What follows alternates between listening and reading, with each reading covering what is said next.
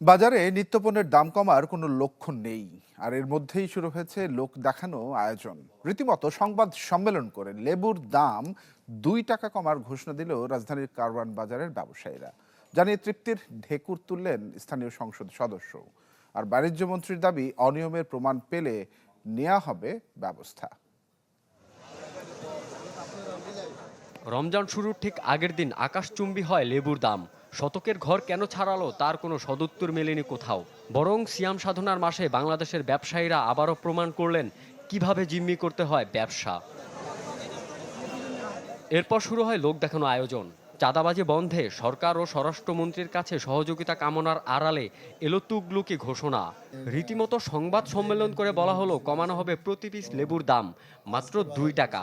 তেল, চিনি ও মিনিকেট চালে 1 টাকা, ছোলা 2 টাকা, ট্যাং 5 টাকা এবং গরুর মাংসে কেজি প্রতি 30 টাকা কমানোর ঘোষণা দেয় কারওয়ান বাজার কিচেন মার্কেট ব্যবসায়ীরা। আমরা মাননীয় সংসদ সদস্য মহোদয়ের উদ্যোগে প্লাস আমরা ব্যবসায়ীরা মিলে আমরা সিদ্ধান্ত নিয়েছি, আমাদের যতটুকু কষ্টই হোক আমরা প্রতি লেবুতে 2 টাকা করে কমাই দেব। আমরা কম লাভ করার ঘোষণা করতেছি। আপনারা সরজমিনে এসে আপনাদের লোকজন দিয়ে আপনারা তদারকি করে দেখতে পারবেন ইনশাল্লাহ। আজকের থেকে এটি কার্যকরী হয়ে যাবে ইনশাল্লাহ।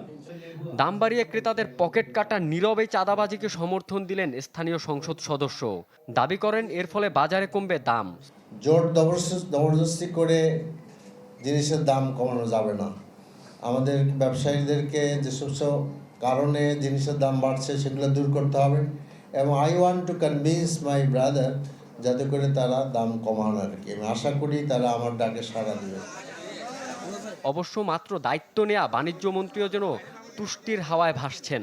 মোহাম্মদপুর টাউন হল কাঁচাবাজার পরিদর্শন শেষে জানালেন নিত্যপণ্যের সরবরাহ দাম স্বাভাবিক রয়েছে, তারপরও ব্যবসায়ীরা যাতে সুযোগ না নিতে পারে সেজন্য চলছে বাজার অভিযান।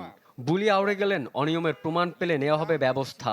লেবুর দাম যেটি ছিল 40 বা 50 টাকা, সেটা যদি ঠিক রোজার আগের দিন 120 টাকায় চলে যায় তো সেটি তো কারো ভালো লাগার কথা না, তাই না? পণ্যের যথেষ্ট সরবরাহ থাকা সত্ত্বেও ক্ষেত্র বিশেষে অনেক অসাধু লোকজন এটা সুযোগ নেওয়ার চেষ্টা করে, শূন্যতার সুযোগ নেওয়ার চেষ্টা করে। আপনার আমার সম্মিলিত প্রচেষ্টাই আমরা নিয়ন্ত্রণের চেষ্টা করি। ঘোষণা দিয়ে ক্রেতাদের পকেট কাটার এই আয়োজনে বাজার মনিটরিং, তদারকি আর বিভিন্ন সংস্থার লোক দেখানো অভিযান আদতে যে কোনো কাজে আসছে না তা সহজেই অনুমেয়। রৌনক মাহমুদ সৌরভ, চ্যানেল 24, ঢাকা।